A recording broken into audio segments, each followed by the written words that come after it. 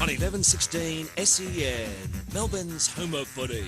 Afternoons with Andy Marr for Volvo. Get one-hour prices on the entire Volvo model Year 16 range. And Logical Staffing Solutions. Hiring truck drivers for an immediate start. logicalstaffing.com.au. Is that, but see now, Johnny's on board. Doz is gone and Johnny's on board and things just are changing. Yeah. That's not your music. That was the original one before I got slammed for, being a bit too... It's not really your go. That's a bit sort of too... Funky? Homey or something for you. Ah, this is you. This is me. This is you. This Johnny, is me all over. This is him, right? Thanks. I know we've only got 2 more weeks of this to worry about, so don't get too knickery-knottery about it, but this is just where we're at. Now it makes sense. How are you, Hazy? We're all a bit exhausted. It's been a huge couple of days up at huge week for you up at Royal Sydney. Yeah, a huge week for all of us involved in the radio coverage, and I'd like to publicly thank SEN and yourself, Half, and Marco, and everyone behind the scenes here for getting on board and helping us out, because I think we got to take the Emirates Australian Open to a whole new audience, and went around not only Australia on simulcast on SEN and its various platforms, but also hit the airwaves of various websites around the world too. So we had some great feedback, and we thank everyone at SEN. And it's made for radio golf. It really is. Yeah, it's I'm not saying that we are the answers behind the microphones necessarily, but in terms of That's true. John Sutherland, my boss at Golf Australia, who puts it all together, he actually made a really good point. There are very few sports that you pay to go and watch that you can't see. So if you think about that, he's spot on. I mean, maybe he brought up the point, maybe F1 or any motor car racing, and golf might be just about it. And so to have eyes and ears all around the course, and hopefully we brought that to life for everyone. If you found yourself listening to it at any stage over the weekend, we only want nice positive comments, of course, but if you did find yourself listening to any of it over the weekend, and for the first time you're listening to golf on the radio, and you've got constructive criticism, or you actually found yourself, gee, this actually sounds okay.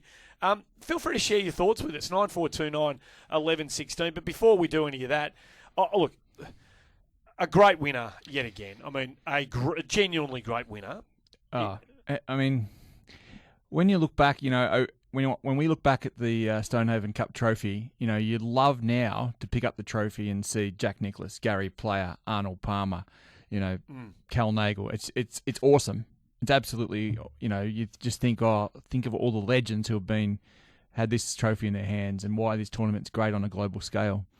Jordan Spieth, he already sort of does, but you know that down the track, that name's going to fit in beautifully on that trophy. You just know that someone down the track's going to pick it up and match those names together. And there would have been a couple of other names that would have looked just as nice, and one of those would have been Ashley Hall had he been able to get the job done. He just took it right to the wire with a spectacular 66 to close it out on the Sunday and put himself right in the frame. I'm not sure the big fella was thinking that was likely when he teed it up on Sunday, but boy, oh boy, he gave it a run for its money. And the big Victorian's been good enough to join us the afternoon after it all happened. Hi, Ash. G'day, Andy. Hazy. G'day, Ash. How does it all feel a day later? I suspect there was a little bit of out-of-body sort of surrealism going on at the time, and you found yourself having to get back out there and be part of this playoff in front of those unbelievable galleries at Royal Sydney. Have you been able to sort of calm down and have a bit of a think about it since? Yeah, to some extent. It was pretty good. And you're right about, the people and the crowd around that playoff was just absolutely amazing. And, there was lots of, Aussie chants and all sorts of stuff going on. So it was quite neat, actually, to be honest. Were they behind you specifically, Ash, or were they anti-Jordan, or what was the feeling from out in the fairways? Because I get the feeling that he was well supported too. Yeah, they were going for all of us, Yeah. 1 minute, it was possibly even the same person would chant, go Jordan, and go Cam, and then go Ash, or, I heard some people say go the other bloke, and whatever. There was lots of things thrown around. How good did you shot into 18 in the playoff? How good did that look to you? It was pretty good. I knew it would bounce down off that right side a little bit, which it did. But I honestly thought Jordan's was a lot closer than what it was. Not that it wasn't far away, but I thought it was essentially a kick in. So I think it actually made things easier that, I just had to really hit a good shot. And I did, and I gave myself a chance, and I'm proud of that and happy about it all, really.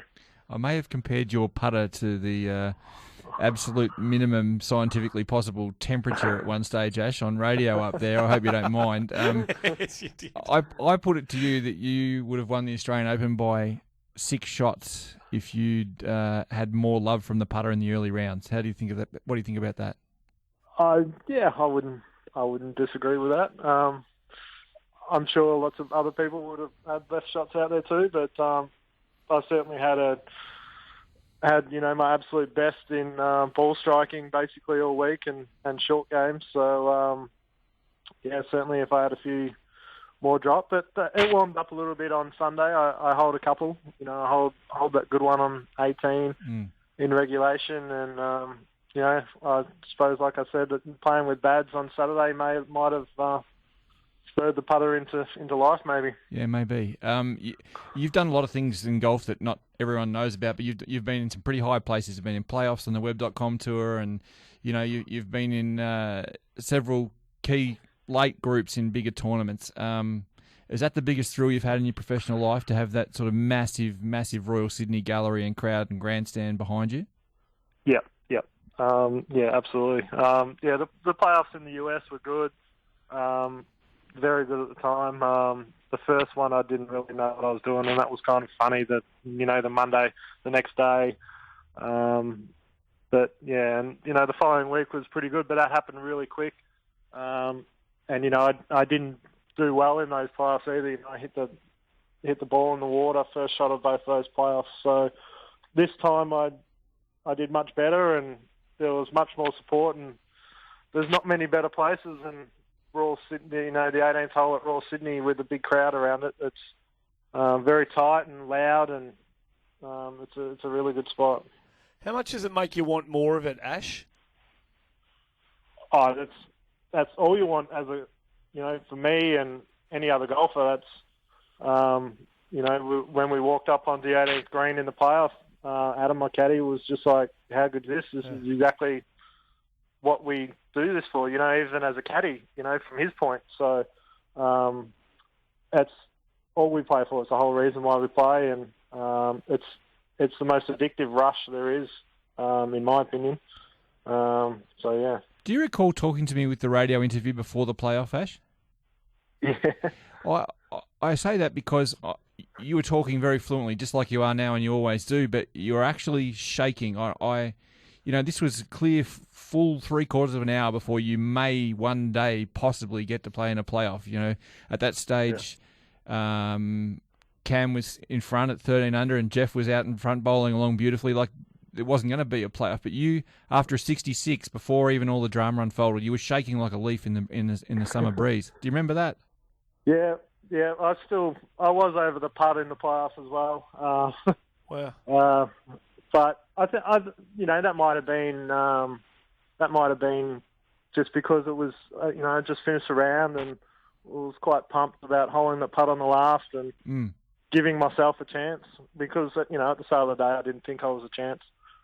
There was a little bit of a chance, but I knew I had to play a really good round, so that was possibly it. I actually felt pretty good once I went down to the range and started hitting some shots, and I found that I was still striking it nicely. So I was actually feeling pretty good in the playoff, which is a little bit unusual for me, because I am a little bit of a shaker.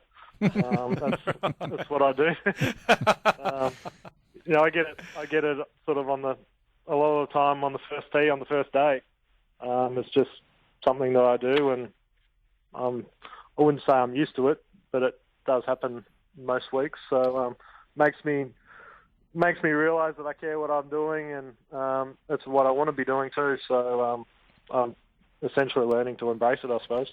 Ash, you've had a bit of heat over the last couple of years, family, financial, everything like that. Just, where is golf going for Ash Hall, and, pressure to maybe hang him up. And I think you might have said last year you're just going to play Pro-Ams and domestically, and, that might just about be it. And then you've won the Vic PGA, obviously, and it's given you a bit of a shot. But now, Royal Birkdale's calling you, mate. I'm not sure if you've answered yet, but that just totally must change your outlook on everything.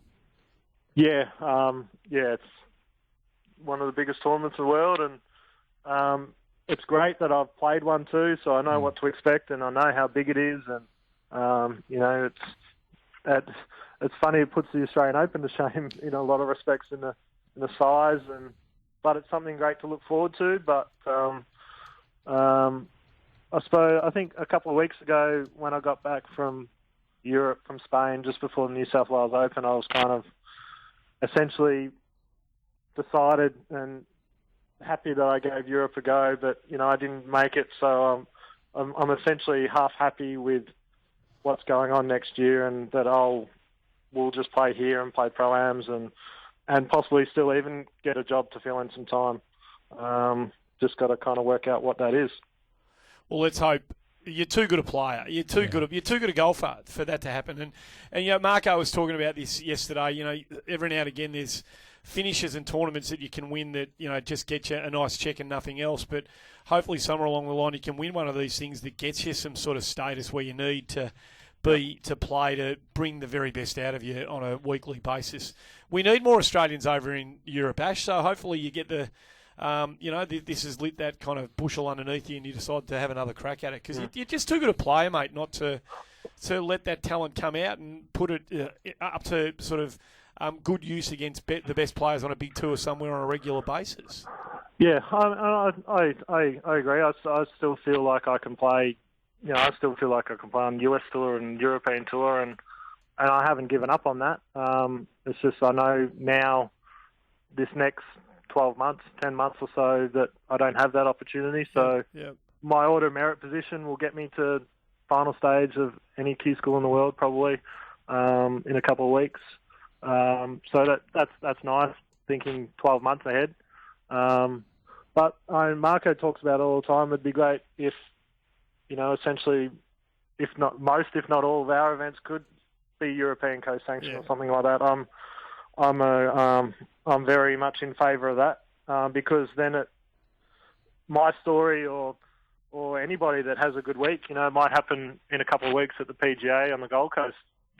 Someone like me might have a great week and win, and it changes the next 2 or 3 years. So there's no reason why not. I mean, there's absolutely your game. Do you feel like your game's suited to Royal Pines? I've played well there in the past. I played there. I've played well there, before the redesign and now after. I'm actually going up there tomorrow, and I'm going to get Wednesday, Thursday, Friday in practice. Right. So good preparation in before that. It's quite a long course, quite wide. So if I happen to miss it wide, I'm okay. It's quite long, so a lot of the older, shorter hitters, might not be suited to it. But it's just all about those greens because they're just so different and what have you. It's essentially why I'm going up there early, just to get some more practice on them. Well, mate, it was, the story, the eventual and ultimate story is the winner, but the thing that made his win so great was the fact that, he was pushed right to the wire, and it was just a day that unfolded with such drama yesterday with players coming out early and then Ogilvy looking like he had it twice and then losing it, and then you sticking your nose in camps. It was just a super day, mate. You're a key part of that. Congratulations on what you're able to do, and also picking up one of those 3 tickets to the Open next year. It's going to be fantastic to see you over there. There's a lot of golf to be played between now and then. Thanks for coming on the show. No worries. Thanks for having me. Good on you, Ash. Ashley Hall, who he nearly won the Australian Open. Yeah, he nearly won the Australian Open. I've had the good fortune to know Ash for probably a decade or so now, and just watched him play. And you're right, he's too good a player not to have done something good. And hopefully he does get that chance in his career because no, it's not a major championship, the Australian Open. And yes, Australian players put a higher priority on it than anyone else. But it has that major championship feel when you get down to the last few holes. There's no doubt about that. And Jeff Ogilvy said as much. It's his 5th major for the year. 5th biggest tournament of the year for Jeff Ogilvy. And Ash can hang his head or hold his head very, very high that he was a key part against some of the world's great players. So. Let's hope the other great Australian who of this generation, Jerry's, that, you don't have to come down here and do it. You just support the Open Championship. I'm sure he will. I hope he does. I hope he does, Hazy. And I know you're a Golf Australia representative, and he's an ambassador for the game. And we're talking about Jason Day, of course. And he's probably got a problem with his back. He has a herniated disc, so he definitely has now. Yeah. I think. There was a lot going around on Twitter yesterday afternoon, but I honestly think he wants to come down. I'm not an apologist for him. I know I sound like that, and I've been accused of that before here, but I know that he'd be watching that because he was desperately keen to come back. I know that there are going to be people who don't believe that, Andy. That should burn Jason Day. It would that be. Jordan Spieth's name's on that trophy twice now. He won't be headless, but he'll be disappointed and he will want to atone for that. I hope he does. I hope he does because his name. He's so great a player. Yeah, and he's done so much bit by deed of being a great player for Australian golf that his name should be on that trophy before he hangs them up. On 11:16 SEN, Melbourne's home of footy. Afternoons with Andy Marr for Volvo. Get one-hour prices on the entire Volvo model Year 16 range. And Logical Staffing Solutions. Hiring truck drivers for an immediate start. logicalstaffing.com.au. Johnny, he's not gangster. He's not a gangster rapper, okay? It's Mark Hayes. Me and Coolio, me like that, Andy. We're tight.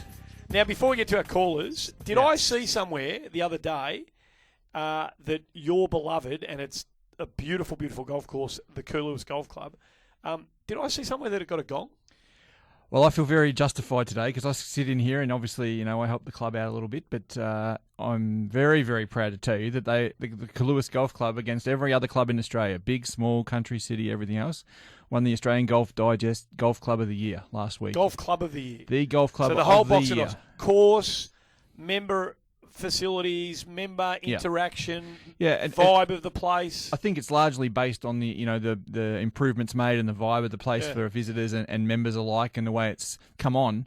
But this isn't against comparable country clubs, or this is against Royal Melbourne. This is against Royal Sydney. This is a great achievement for my small little club. I'm really proud of it, and I still encourage everyone to get down to the Bellarine Peninsula generally, but to take in Coolewis Golf Club, it's a treat, and it's getting better every week. 100%. If you haven't been down there, folks, and you're a keen golfer, get in the car with your mate, a couple of mates, take a drive, get down there nice and early one day, make a day of it down there. You won't be disappointed. It's in the best nick it's ever been in its life. Yeah. Resolved its water issues about 5 years ago. Correct. Yeah, no, it's magnificent. Get down and have a hit. Congratulations to everybody I'll involved. pass that on, Andy. Thanks. Andy's in Reservoir. Is it Reservoir or Reservoir? Rhymes with Reservoir. Yeah. Andy's in Reservoir. Hello, mate. Good afternoon, Andrew and Mark. And before I start on my topic, I've heard Coolewis is a fantastic course down there. So go and have a hit, Andy. It's great track. Now, a double-barrel question. How long is the contract still in place for Royal Sydney to have the Australian Open? And if not, if you do know, sorry, I would think it's about time that places like The Grange, Royal, Adelaide and Kingston Heath get a crack at it, because it was a fantastic tournament, do not get me wrong, and an outstanding last day and outcome, but some of the holes on the course will look like it's run its race as far as some of the big hitters go. Well, Royal Sydney, Andrew, is about to go on a big Gil Hans-inspired alteration, and as soon as that's ticked off by committees at the Royal Sydney Golf Club, that'll be underway. Gil Hans that's the guy who designed the Olympic golf course, for those who don't know.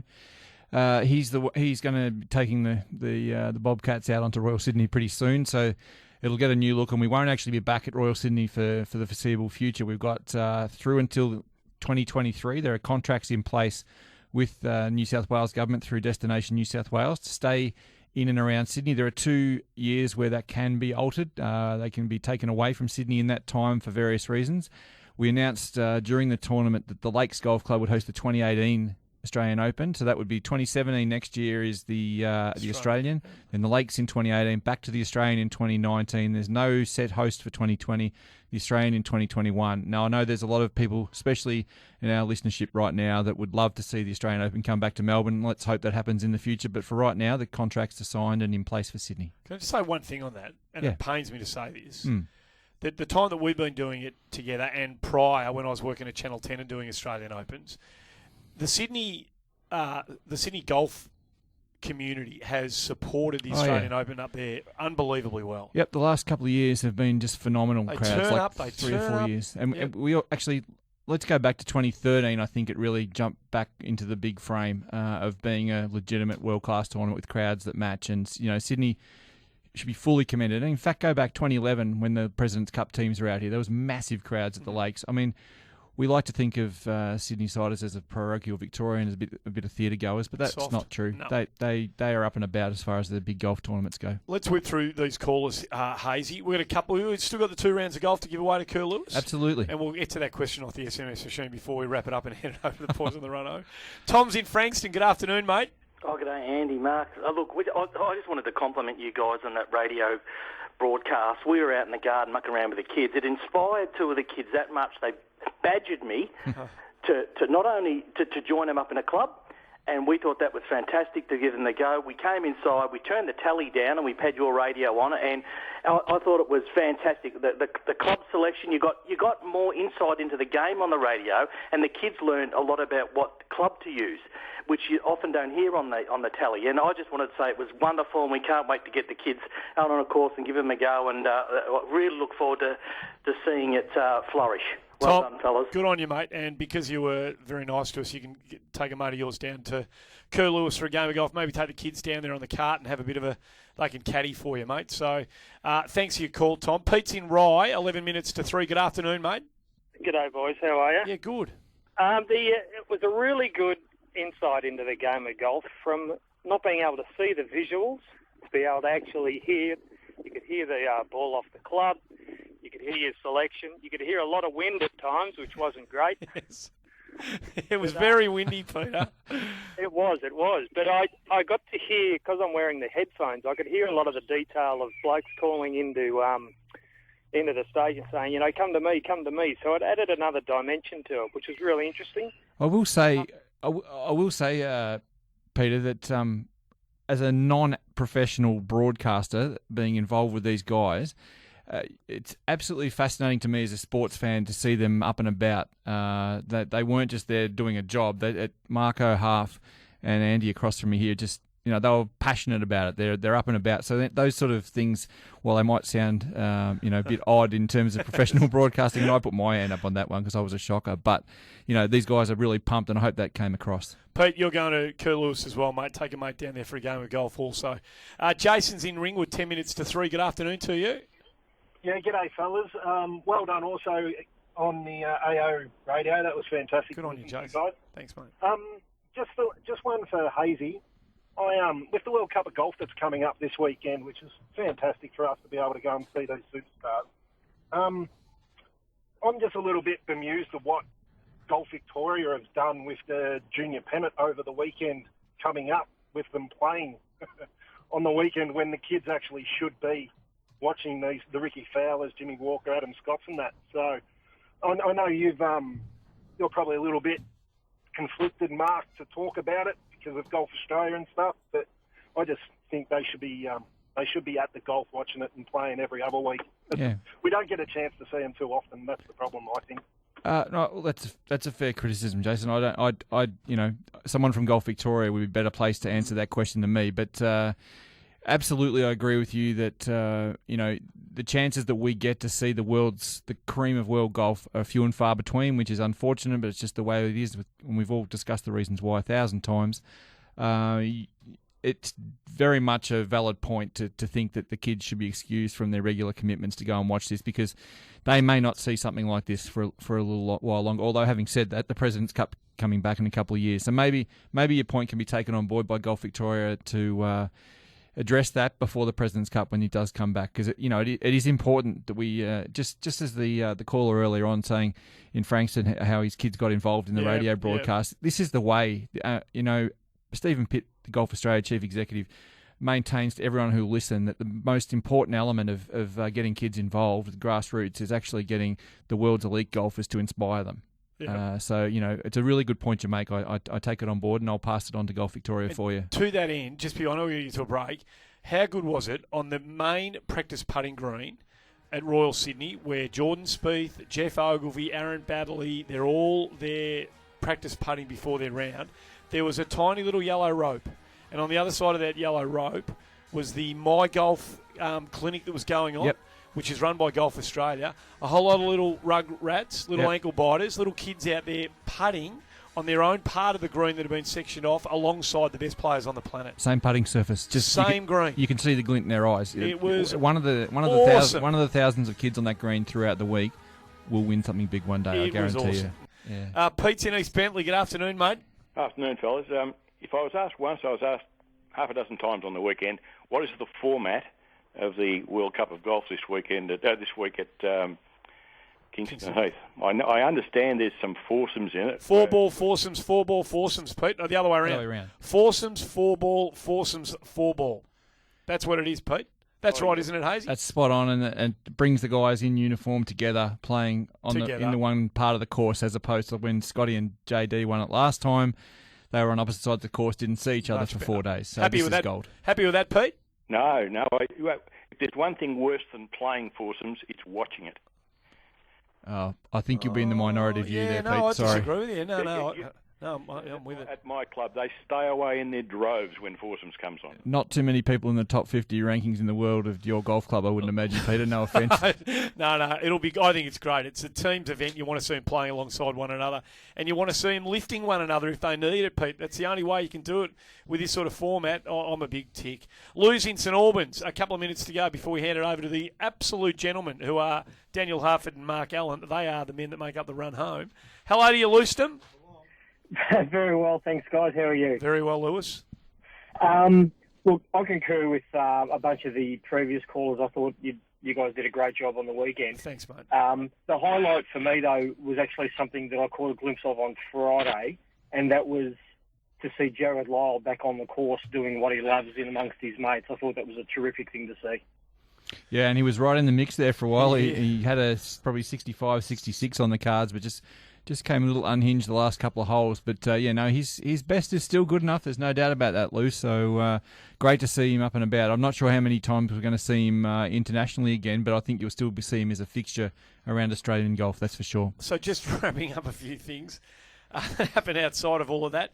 Matty Fitzpatrick wins the Tour Championship over in Dubai to round out the European Tour, but Henrik Stenson wins the race. Yeah, he won the race to Dubai for his consistent results and, of course, the Open Championship. Charlie Hull wins the likewise event for the Women's Tour, but Araya Jutanagan, how we going? Well, thankfully for you, it wasn't Haru Nomura, but it was Araya Jutanagan. So she's won the race to the CME Globe. My word, she has. And the PGA Tour event, I didn't miss the end of this, did I? The 5-man plus been postponed because of weather. Is that right? That's correct. So going to finish it up tomorrow. And just to answer one question off SMS here, there's quite a few up there. But the three people who got exempt to the Open Championship are Ash Hall, Cam Smith, and Aaron Baddeley.